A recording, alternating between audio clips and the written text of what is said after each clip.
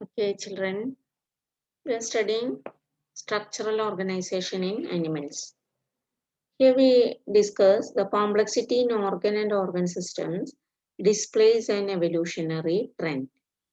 When we compare the organ systems of various of animals, we can see an evolutionary relationship and also a division of labor make them more efficient and more survival ones.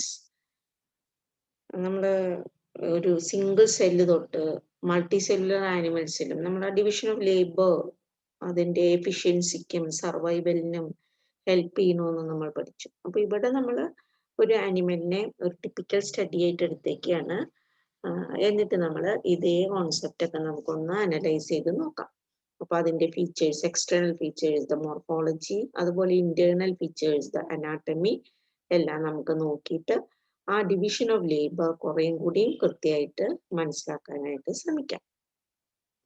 അതുവഴി അടുത്ത chapters ഇനി വരുന്നത് human ഫിസിയോളജിയാണ്. അപ്പൊ നമുക്ക് human ബീങ്സിലുമായി അത് പഠിക്കുമ്പോൾ എത്രത്തോളം evolve ചെയ്തിട്ടുണ്ട് ഹ്യൂമൻ ബീങ്സ് ഈ ആനിമലിൽ നിന്ന്, അതുപോലെ തന്നെ നമ്മൾ എത്രത്തോളം റിലേറ്റഡ് ആണ് ഈ ആനിമലുമായിട്ട്, അങ്ങനെ രണ്ട് കോൺസെപ്റ്റില് നമുക്ക് നമ്മളുടെ പഠനം കുറച്ചുകൂടി ക്ലാരിറ്റി കൊണ്ടുവരികയും ചെയ്യാം.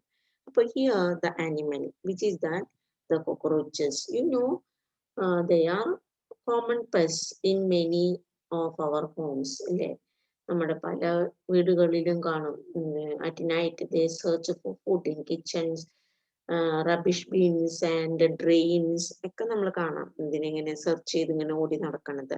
And cockroaches are included in class Insecta and of phylum Arthropoda. ഇത് നമ്മൾ പഠിച്ചിട്ടുള്ളതാണ്. ഫൈലം ആർത്രോപോഡയിൽ കാണുന്ന ഇൻസെക്ട. ഇൻസെക്ട എന്ന് പറഞ്ഞാൽ എന്താ? 6 legged അനിമൽസ് ആണ്. 3 പെയർ ലെഗ്സ് ആണ് അതിന് കാണാം. And colour different colour patterns കാണാം. Brown, black, bright yellow, red, green, അല്ലെ? ചെറിയൊരു ഗ്രീനിഷ് വരെ നമുക്ക് കോക്രോച്ചസിനെ കാണാം. Then size varies from 1/4 to 3 inches വരെ അത് സൈസും വളരെ വ്യത്യാസം കാണാം. ആൻഡ് എവിടെയാണ് ഹാബിറ്റാറ്റ് കാണുക? എവിടെ കാണുക അതിനെ? frequently occurs in damp places, human homes and throughout the world ആണ് അതിന്റെ ഹാബിറ്റായിട്ട് പറയാം. ദെൻ ഹാബിറ്റ് ചോദിച്ചാൽ അത് എങ്ങനെയുള്ള പ്രകൃതാണ്? They are nocturnal. അതിൽ നമ്മൾ പറഞ്ഞ search for food at night, അപ്പൊ നൊക്ടേണൽ ആണ്. And omnivores, that even they can feed on the cellulose materials. അപ്പൊ നമ്മൾ പേപ്പറൊക്കെ വെച്ചിട്ടുണ്ടെങ്കിൽ അതുവരെ ചിലപ്പോൾ അതിന് ഭക്ഷിക്കാനായിട്ട് പറ്റും. അപ്പൊ സെല്ലുലോസ് കണ്ടന്റ് വരെ കഴിക്കാൻ പറ്റും എന്ന് പറഞ്ഞാൽ omnivores ആണ്, എല്ലാം കഴിക്കും അത് എന്നർത്ഥം, അല്ലെ? എന്താ ഇഷ്ടം? അങ്ങനെയൊന്നും ഇല്ല എന്ന് പറയില്ല, ഉള്ളതെല്ലാം കഴിക്കുന്ന ആൾക്കാരാണ് omnivores. And they are pests, നമ്മൾ പറഞ്ഞു പെസ്റ്റ് ആണ്. അതുപോലെ they are vectors, they carry some diseases, the pathogens and cause transmitted diseases, bacterial diseases ഒക്കെ ഉണ്ടാക്കുന്നതാണ് പറയുന്നത്. ഇനി നമ്മൾ ബാക്കി കുറച്ച് ഫീച്ചേഴ്സ് പറയുകയാണെങ്കിൽ, നമ്മൾ നേരത്തെ പറഞ്ഞതാണ് നൊക്ടേണൽ omnivores ആണ്. പിന്നെ ഇതിന്റെ ഫീച്ചർ പറഞ്ഞ എന്താ? എക്സ്റ്റേണൽ ഫീച്ചേഴ്സ് പറയുമ്പോൾ നമ്മളിങ്ങനെ കാണുന്നത് ഈ ആന്റനിയാണ്, pair of antennae present, and 3 pairs of hairy legs present. നമ്മൾ പറഞ്ഞല്ലോ 3 pairs of legs, 6 legged animals, insecta, and 2 pairs of wings present. ഇവിടെ നമുക്കൊരു പെയർ വിങ്ങേ കാണുന്നുള്ളൂ. ഇത് അതിന്റെ പുറമേ ഉള്ള വിങ് ആണ്, ടെഗ്മീന എന്ന് പറയുന്നത്. അതിന്റെ താഴെയാണ് അതിന്റെ ആക്ച്വൽ ഫ്ലൈങ് വിങ്സ് കാണാം. ഇതിപ്പോ അത് കവർ ചെയ്ത് വെച്ചിരിക്കാം. ദെൻ ഹെഡ്, എവിടെയാ ഇതിന്റെ ഹെഡ്? ഇതാണോ?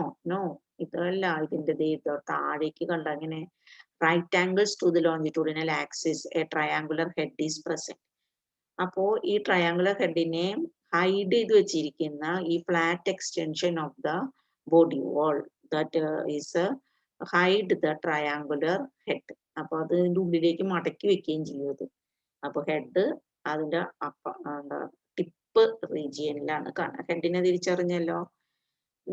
ഇനി പറഞ്ഞാൽ നമുക്ക് പഠിക്കാനുള്ളത് ഒരു സ്പീഷീസ് നെയിം പഠിക്കാനുണ്ട് കോക്രോച്ചിന്റെ. That is the most common worldwide distributed cockroach, that is the Periplaneta americana. അപ്പോൾ ഈ പേര് ഒന്ന് പഠിച്ചിരിക്കുക as the scientific name of cockroach. ചിലപ്പോൾ സയന്റിഫിക് നെയിം ഓഫ് കോക്രോച്ച് പറയും. അപ്പൊ നമുക്ക് സയന്റിഫിക് നെയിം പറയുമ്പോൾ നമ്മൾ പഠിച്ചതൊക്കെ ഓർമ്മയിൽ വരുന്നുണ്ടോ? This is the species name and this is the generic name. അപ്പൊ പെരിപ്ലനറ്റ അമേരിക്കാന. ഓക്കെ. ദെൻ ലെങ്ത് പറഞ്ഞ ഒരു 3.4 to 5.3 സെന്റിമീറ്റേഴ്സ് ആണ്. അത്രയും ലെങ്ത് ആയിട്ടുള്ള കോക്രോച്ചസ് ഉണ്ട്. Then body is divided into body segmentation. Write about the body segmentation of cockroach. It is divided into 3 regions: head region and the thorax. Thorax 3 section ഉണ്ട് ട്ടോ.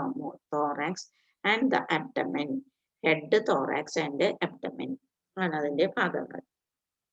Then ഹെഡിലാണെങ്കിൽ head തന്നെ വീണ്ടും ഒരു 6 segment, thorax ഒരു 3 segment, abdomen ഒരു 10 segments, അങ്ങനെ divide ചെയ്തിട്ടുണ്ട്. നമുക്ക് പിന്നീട് നോക്കാം അത്. ദെൻ എക്സ്റ്റേണലി പുറമേക്ക് നോക്കിയാൽ നമുക്ക് we can see a chitinous exoskeleton present. ഇതിന്റെ ഏറ്റവും പുറമെ ഒരു ഹാർഡ് എക്സോസ്കെലിട്ടൺ കാണാം. അത് നമുക്ക് നേരത്തെ ഫിഗറിൽ അത് വ്യക്തമായി കാണേണ്ടിയിരുന്നു അല്ലെ. ആ hard chitinous exoskeleton consists of mainly hardened plates. Exoskeleton ഉണ്ടാക്കിയിട്ടുള്ളത് ചെറിയ പ്ലേറ്റുകൾ കൊണ്ടാണ്. ആ പ്ലേറ്റിന്റെ പേര് സ്ക്ലീറൈഡ്സ് എന്നാണ്. Then what are sclerites? They are the hardened plates of exoskeleton. ആ സ്ക്ലീറൈറ്റ്സ് ഡോർസൽ കാണുന്ന സ്ക്ലീറൈറ്റിനെ ടെർഗൈറ്റ് എന്നും വെൻട്രലി കാണുന്ന സ്ക്ലീറൈറ്റിനെ സ്റ്റേർണൈറ്റ്സ് എന്നും പറയും. The sclerites are two. Dorsally they are known as tergites. Ventrally the sclerites are known as sternites.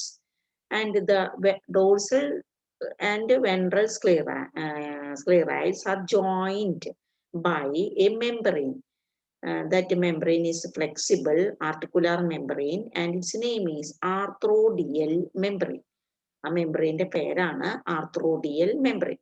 അപ്പോൾ ഈ മുകളിലും താഴെയും കണ്ട ആ ഫിഗർ ഇവിടെ നിന്ന് നമുക്ക് കാണാൻ പറ്റുന്നില്ല. ഓക്കെ.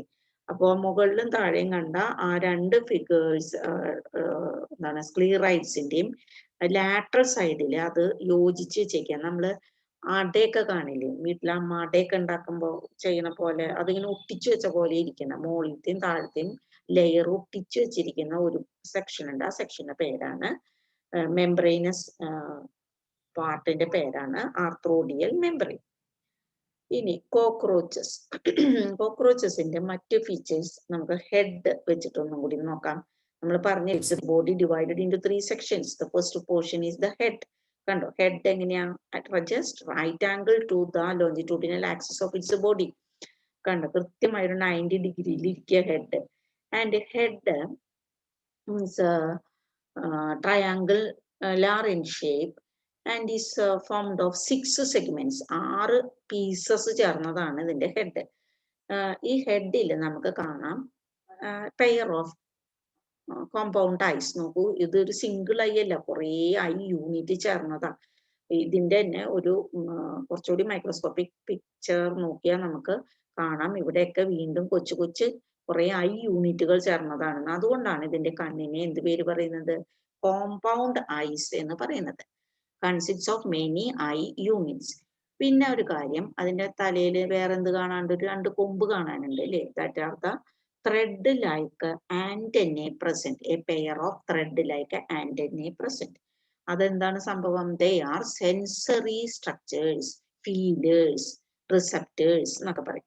ഇത് നമ്മുടെ ആന്റനയൊക്കെ ഉണ്ട്, പണ്ടൊക്കെ പറയുന്ന ആന്റന എന്ന് പറഞ്ഞാൽ ടിവിയുടെ എന്ന പോലെ ഈ സ്ട്രക്ചർ വെച്ചിട്ട് ഇത് ചുറ്റുപാടിൽ നിന്ന് സ്റ്റിമുലേഷൻസ് സ്വീകരിക്കും. അങ്ങനെ അത് ചുറ്റുപാടിനെ അറിയാൻ ഇത് ഈ സെൻസറി ഫീലേഴ്സ് വെച്ചിട്ടാണ് അറിയാം. വല്ലവരും വരുന്നുണ്ടോ, അടുത്തേക്ക് വരുന്നുണ്ടോ, ഒരു പ്രഷർ ഇങ്ങോട്ട് വരുന്നുണ്ടോ എന്നൊക്കെ അത് തിരിച്ചറിയുന്നത് അങ്ങനെയാണ്. Then many parts present in its tip region of the head is known as mouth parts which help for feeding. അപ്പോൾ certain feeding parts present, they are called mouth parts. Which are the mouth parts? ആ mouth പാർട്സിന്റെ പേരുകൾ വളരെ important ആണ്. Labrum, labium, mandibles, maxilla and hypopharynx. അതൊരു tongue പോലെ structure ആണ്. അതിന്റെ ഉള്ളിൽ കാണുന്ന ഭാഗമാണ് ഹൈപ്പോഫാരിങ്സ്. അപ്പൊ ഏറ്റവും പുറമെ കാണും ലാബ്രം പറയും, ഏറ്റവും ഡോർസൽ സൈഡിൽ ലാബ്രം, അടിഭാഗത്തായിട്ട് എന്താണ് ലേബിയം. ആ ലേബിയത്തിന്റെ ഒരു ചെറിയ ഭാഗമാണ് ലേബിയൽ പാൾപ്പ് എന്ന് പറഞ്ഞിട്ട് കണ്ട ഇങ്ങനെ നിൽക്കുന്നത്. അതിനോട് ചേർന്ന് മാക്സില കാണാം. മാക്സിലയുടെ പാൽപ്പാണ് മാക്സിലറി പാൽപ്പ് എന്ന് പറയുന്നത്. അപ്പം ഈ ലാബ്രത്തിനും ഈ ലേബിയത്തിന്റെയും ഇടയിൽ ഈ ഒരു ഏരിയയിൽ വേറെ ഒരു 1-2 പാർട്ട് കൂടി ഉണ്ട്, that the mandibles and hypopharynx. അത് ഇതിന്റെ ഉള്ളിലാണ് കാണുന്നത്.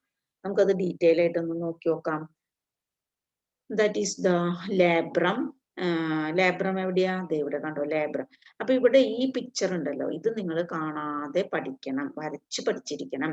ഇതേ ഓർഡറിൽ തന്നെ ഡിസ്ട്രിബ്യൂഷൻ ഒക്കെ ഇതേപോലെ തന്നെ. ഇവിടെ ലാബ്രം വരയ്ക്കുക, ലേബിയം താഴെ വരയ്ക്കുക, മാക്സില 2 സൈഡിൽ വരയ്ക്കുക, മുകളിലായിട്ട് മാൻഡിബിൾ വരയ്ക്കുക, നടുഭാഗത്തായിട്ട് ഹൈപ്പോഫാരിങ്സ് വരയ്ക്കുക. ഈ ഒരു ഡിസ്ട്രിബ്യൂഷനിൽ തന്നെ ഇത് പടം വരച്ച് പഠിച്ചിരിക്കണം. ഇത് അതിന്റെ ഹെഡ് ഡോർസൽ സൈഡും നേരത്തെ കണ്ട അതുപോലെ അതിന്റെ വെൻട്രൽ സൈഡും ആണത്. ഇപ്പൊ കണ്ടോ ലേബിയം ഇരിക്കണം കണ്ടോ, മുകൾ ഭാഗത്ത് ലാബ്രം കണ്ടോ. ഓക്കെ, അപ്പൊ അപ്പർ ലിപ്പാണ് labrum. It covers the all other parts. Labium is the lower lip which prevent the food from falling down while chewing. ഈ ലേബിയൽ പാൽപ്പ് അത് ഇടയ്ക്കിടയ്ക്ക് ഇങ്ങനെ എവിടെ നിന്ന് ഭക്ഷണം താഴെ പോവാതെ ഇങ്ങനെ അതിന്റെ ഉള്ളിലേക്ക് തന്നെ കയറ്റി കൊടുക്കും. And the maxilla, this is the long one, maxillary pulp ulla maxilla. This structure help to take food into the mouth. ഈ ഭക്ഷണം ഇതിന്റെ ഉള്ളിലേക്ക് കൊണ്ടുപോയി കൊടുക്കുക. ഈ പാൽപ്പ് വെച്ചിട്ടാണ് ഇവിടെ കൊണ്ട് ഫുഡ് എടുത്തിട്ട് ഇതിന്റെ ഉള്ളിലേക്ക് കൊണ്ട് കയറ്റി കൊടുക്കുക.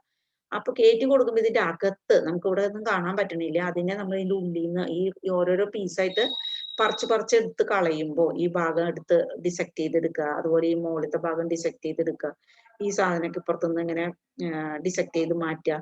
അപ്പോഴാണ് നമുക്ക് ഇതിന്റെ ഉള്ളിലിരിക്കുന്ന ഈ സാധനത്തിനെ കാണുക. ഇതെന്താ സംഭവം? Mandible is somewhat hard. Mandibles, teeth-like structures present help to cut and chew food. ഫംഗ്ഷനും കൂടെ പഠിച്ചിരിക്കാം. പിന്നെ അതിന്റെ ഒക്കെ സെന്ററിലായിട്ട് ഒരു പോർഷൻ കാണാം, hypopharynx which act as A tongue like structure. ഇത് നിങ്ങൾ എന്താണ് റിയൽ പിക്ചർ ആണ്. മറ്റേത് നമ്മളൊരു ഡയഗ്രം ആയിരുന്നല്ലോ, ഇതൊരു റിയൽ പിക്ചർ. നമ്മളിതിനെ ഡിസെക്ട് ചെയ്ത് ഇങ്ങനെ എടുക്കുമ്പോൾ കുറച്ച് ഫ്ലഷും അതിനോട് കൂടി വരും, മസിൽസ് ഒക്കെ ആയിട്ട് ഇങ്ങനെ പോരും അത്. കാരണം ഇതിന്റെ ഉള്ളിലൊക്കെ മസിൽസ് ഉണ്ട്, ആ മസിൽസ് ഒക്കെ വെച്ചിട്ടാണ് ഇത് മൂവ് ചെയ്യിക്കുന്നത്. അപ്പോ പാർട്സ് ആണ് ഇത് കേട്ടോ. ഇതേ കണ്ടോ, പാർട്സിനെ ഒന്നുകൂടിയും പരിചയപ്പെടാനായിട്ട് ഫിഗർ ഒന്ന് നോക്കാം. ഇനി നമ്മൾ തൊറാക്സ് പഠിക്കുകയാണ്. തൊറാക്സ് നമുക്കറിയാം 3 parts. It consists of 3 parts. അപ്പൊ ഏതൊക്കെയാ? prothorax, then mesothorax, then metathorax. Prothorax is somewhat harder. prothorax. ബാക്കി രണ്ടും അത്ര ഹാർഡൻഡ് അല്ല. അപ്പൊ പ്രോത്തോറാക്സ് ആണ് ഹാർഡൻഡ് ആയിട്ട് ഒരു ഷീൽഡ് പോലെ ഇരിക്കുന്ന ഒരു ഏരിയ. ആൻഡ് പിന്നെ ഇതിൽ നമ്മൾ അപ്പൊ തോറാക്സ് 3 സെഗ്മെന്റ് ഉണ്ട് പറഞ്ഞു. ഈ 3 സെഗ്മെന്റിന്റെയും താഴെ ഭാഗത്ത് നിന്ന് ventral side there arise a pair of legs from each part. Prothorax ഒരു pair leg, then mesothorax and from the metathorax. അങ്ങനെ 3 pairs of legs present. Again they have 2 pairs of wings. അതില് 1 pair is formed from attaching to the mesothorax and the last wing, the hind wing, attaching to the metathorax. എന്താണ് തമ്മിലുള്ള വ്യത്യാസം? ഇതൊന്ന് പഠിച്ചിരിക്കണം. That the outer wing, that is the tegmina, which is opaque, dark and leathery. നമ്മൾ ആ പിക്ചറിൽ കണ്ടില്ലേ, നല്ല ഹാർഡൻഡ് ആണ് ഇത്രയും കൂടി. And is cover the hind wings when at rest. കണ്ടോ, ഇത് hind wingsനെ പ്രൊട്ടക്ട് ചെയ്തിരിക്കുക, കവർ ചെയ്തിരിക്കുക. എന്നാൽ during flying the hind wings are used as the real flying wings and they are transparent, membranous. പാറ്റയൊക്കെ പറക്കുമ്പോൾ നിങ്ങൾ ശ്രദ്ധിക്കുക. അപ്പൊ ഈ ചിറക് ഉപയോഗിച്ചല്ല, ഇത് അതിന്റെ സൈഡിലേക്ക് ഒന്ന് മൂവ് ചെയ്തിട്ട് ഈ ഹൈൻഡ് വിങ്സ് വെച്ചിട്ടാണ് അത് പറക്കുക. അപ്പോ 2 pairs of wings and 3 parts of thorax and 3 pairs of legs. Now the abdomen. Abdomen consists of 10 segments. ബാക്കി ഈ മെറ്റാതോറാക്സും കൂടി കഴിഞ്ഞു കഴിഞ്ഞാൽ പിന്നെയുള്ള ഭാഗങ്ങൾ എണ്ണിയാൽ നിങ്ങൾക്ക് 1, 2, 3 അങ്ങനെ 10 segments നിങ്ങൾക്ക് കാണാനായിട്ട് സാധിക്കും in the abdomen. അതില് 10th സെഗ്മെന്റില് ഈ 10th സെഗ്മെന്റിൽ നിങ്ങൾക്ക് കാണാം ഒരു filamentous jointed filamentous structure. It is called anal cerci. നോക്കൂ, ഇതൊരു anal cerci, ഇവിടെയും anal cerci കാണാം. രണ്ടിനും കോമൺ ആയിട്ട് anal cerci കാണാം. പക്ഷേ മെയിൽ കോക്രോച്ചിന് മാത്രം സ്പെഷ്യൽ ആയിട്ട് എന്താ കാണുന്നത്? Yes, the anal style. Anal style is present only in male cockroach. They are the parts by which the sperms can deposit into the body of female. ഫീമെയിലിന്റെ ഈ ഒരു particular ഏരിയയിലേക്ക് sperms deposit ചെയ്ത് കൊടുക്കാൻ. ഇത് അതിന്റെ ബ്രൂഡ് പൗച്ചാണ്. കണ്ട, മെയിലിൽ അങ്ങനെ ഒരു പർട്ടിക്കുലർ പോർഷൻ കൃത്യമായിട്ട് കാണാനില്ല. ഫീമെയിലിൽ കണ്ടോ നിങ്ങൾക്ക് ഇവിടെ ഇങ്ങനെ എന്തോ ഒരു പർട്ടിക്കുലർ ബോർഡ് ഷേപ്ഡ് സ്ട്രക്ചർ ഇവിടെ കാണാനായിട്ട് സാധിക്കും. And it is the brood pouch. അപ്പോൾ the male and female is externally show certain differences. ഈ രണ്ട് കാര്യങ്ങളിൽ തന്നെ നിങ്ങൾക്ക് വ്യത്യാസം കാണാം. That the anal style, ആണുങ്ങളൊക്കെ സ്റ്റൈലന്മാരാണ് എന്ന് ഓർത്താൽ മതി. Anal style present and brood pouch is not much visible. But here a specific brood pouch is present, but anal style is absent in female cockroach. ഇനി വേറെ എന്തൊക്കെയാണ് അവർ തമ്മിലുള്ള വ്യത്യാസം നോക്കാം. ഇവിടെ ഒരു ചെറിയ ഈസി കമ്പാരിറ്റീവ് ടേബിൾ തന്നിട്ടുണ്ട്. ഇത് അതിന്റെ കൂടെ എഴുതി വെച്ചിരിക്കാം. ലാർജർ സൈസ്, കൂടുതൽ സൈസ് കൂടുതലുള്ളത് മെയിലായിരിക്കും. ഫീമെയില് സ്മോളർ ആണ് അതിന്റെ ലെങ്ത്തിൽ കേട്ടോ. പക്ഷെ അത് ബ്രോഡൻഡ് ആണ്. അപ്പൊ കാണുമ്പോ ഫാറ്റി ആയിട്ട് തോന്നുന്ന ഫീമെയിലാണ്. And wings extend beyond the tip of abdomen. അബ്ഡമനും കഴിഞ്ഞു കിടക്കും മെയിലിന്റെ വിങ്സ്. അതാണ് ഭയങ്കര പറക്കൽ നടത്തുക. ഫീമെയിൽസ് അത് അത്രയും വലിയ വിങ്സ് അല്ല. പിന്നെ അബ്ഡമൻ കുറേ കൂടി നാരോ അല്ലെങ്കിൽ longitudinal abdomen in male, broad fatty abdomen in female. Anal സ്റ്റൈലും നമ്മൾ പറഞ്ഞു. ഇനി എക്സ്ട്രാ വരുന്ന പോയിന്റ് ജെനിറ്റൽ പൗച്ച് ആണ്. ജെനിറ്റൽ പൗച്ച് എന്താണ്, എങ്ങനെയാണ് ഉണ്ടായിട്ടുള്ളത് എന്നാണ്. ജെനിറ്റൽ പൗച്ച് വളരെ വിസിബിൾ ആയിട്ട് കാണുന്നത് ഫീമെയിലാണ്. ഒരു ഓപ്പോസിറ്റർ വാൽവ് അടക്കം അവിടെ കാണാനായിട്ട് സാധിക്കും. ആ genital pouch in female is formed by 7th, 8th and 9th sternum. 7, 8, 9 sternums ഒരുമിച്ച് ചേർന്ന് ഉണ്ടായിട്ടുള്ള ഒരു സ്ട്രക്ചറാണ്. ഇത്രയും ഭാഗം അതിന്റെ ബ്രൂഡ് പൗച്ചിൽ വരും. ഇതിങ്ങനെ നിൽക്കുന്ന നേരത്തെ ഫിഗറിൽ നിങ്ങൾ കണ്ടില്ലേ, ഒരു ബോർഡ് ഷേപ്പിൽ ഇങ്ങനെ നിൽക്കുന്നുണ്ട്. അപ്പൊ ഇത്രയും ഭാഗം യോജിച്ചിട്ടാണ് ഫീമെയിലില് ബ്രൂഡ് പൗച്ച് ഉണ്ടായിരിക്കണേ. എന്നാൽ മെയിലില് ബ്രൂഡ് പൗച്ച് അതിന്റെ ഡോർസൽ പോർഷനും വെൻട്രൽ പോർഷനും കുറച്ച് ചേർന്നിട്ട് ഉണ്ടായിരിക്കുക. ഇത് അതിന്റെ വെൻട്രൽ ഏരിയയാണ്. 9th സ്റ്റേണം കുറച്ച് അതിൽ കോൺട്രിബ്യൂട്ട് ചെയ്തിട്ടുണ്ട്. ബാക്കി അതിന്റെ ടെർഗ, 9th and 10th ടെർഗ ആ പോർഷനും അതിന്റെ ബ്രൂഡ് പൗച്ചിൽ, അതായത് ആ ഒരു ഏരിയ എന്നേ ഇവിടെ ഉദ്ദേശമുള്ളൂ, അങ്ങനെ കോൺട്രിബ്യൂട്ട് ചെയ്തിട്ടുണ്ട്. പിന്നെ മെയിലിന്റെ ബ്രൂഡ് പൗച്ചിൻ ജെനിറ്റൽ പൗച്ചിന്റെ പോർഷനിൽ നിങ്ങൾക്ക് കാണാം എയ്നസ്, ജെനിറ്റൽ പോർ, ഗൊണാപ്പോഫൈസിസ് എന്ന 3 ഭാഗങ്ങൾ കാണാം. അപ്പൊ which are the parts in the genital pouch of male? Anus, genital pore and gonapophyses. എന്നാൽ ഫീമെയിലിൽ കാണുന്ന ഭാഗങ്ങൾ ഏതൊക്കെയാണ്? ഗൊണാപ്പോർ അല്ലെങ്കിൽ ജെനിറ്റൽ പോർ. ഓക്കെ, രണ്ടും സെയിം ആണ്. ദെൻ സ്പെർമാത്തിക്കൽ പോർസ്, അങ്ങനെ ഒരു സ്ട്രക്ചർ കാണാം. സ്പെർമാത്തിക്കൽ പോർസ് എന്ന structure. Then the collateral glands. അങ്ങനെ ഈ 3 സെക്ഷൻസ് ഈ ജെനിറ്റൽ പൗച്ച് ഏരിയയിൽ കാണാം. ഇതിന്റെ ഈ ഏരിയയിൽ കാണുന്ന പോർഷൻസ് അതൊക്കെയാണ്. അതിന്റെ താഴെ ഭാഗത്തായിട്ടാണ് ഇതിന്റെ ഏനസ് കാണുന്നത്. അപ്പോ മെയിൽ ആൻഡ് ഫീമെയിൽ വ്യത്യാസമൊക്കെ കണ്ടല്ലോ. ഇത്രയുമാണ് ഇതിന്റെ എക്സ്റ്റേണൽ ഫീച്ചേഴ്സ്. നമുക്ക് അടുത്ത ക്ലാസ്സിൽ അതിന്റെ അനാട്ടമിക്കൽ ഫീച്ചേഴ്സ് നോക്കാം. Thank you children.